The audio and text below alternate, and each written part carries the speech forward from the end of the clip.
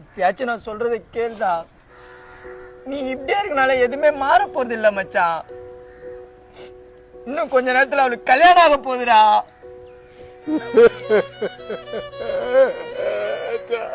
மச்சான் எனக்கு புரியுதுடா. 6 வருஷம் லவ் திடீர்னு அவன் இல்லைனா எப்படின்னு. நீ இப்படி இருக்கிறது என்னால தாங்கிக்கவே முடியல மச்சான். அழாத மச்சான்.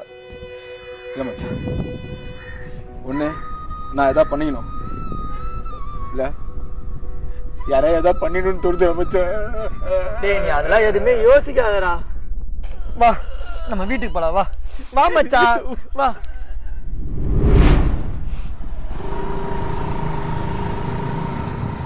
மச்சான் ஜீவா வரான். வேணும்னே குத்தி வரமே எதுனா பேசுவான். நீ எதுக்குமே ரெஸ்பான்ஸ் பண்ணாதுண்ணா. அவனை நான் பார்த்துக்கிறேன். என்னடா என்ன போல எங்க இதோ உன் பகல் நிக்கிறானே அவன் ஆளோட கல்யாணத்துக்கு நான் மல்லேச கிளம்பல. எப்ப எவன் வாழ்க்கையில சிங்கி அடிக்கலானே சுத்தி நிற்பியா? உனக்கு வேற வேலை பொழப்பு இல்ல? டேய் இது என்னடா இருக்கு? ஏதோ அந்த பொண்ணுங்க நல்ல வாழ்க்கை அமையுது, வாங்கடா போய் வாழ்த்தலான்னு கூப்பிட்டேன். நீ என்னமோ உன் வாழ்க்கையை தியாகம் பண்ண மாதிரி இவ்வளவு துள்ற. எது நல்ல வாழ்க்கையா?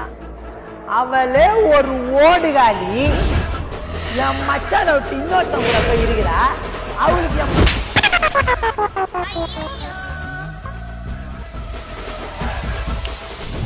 யார தப்பா பேசாரா? யார தப்பா பேசாரா? யார தப்பா பேசாரா? யார தப்பா பேசாரா? யார தப்பா பேசாரா?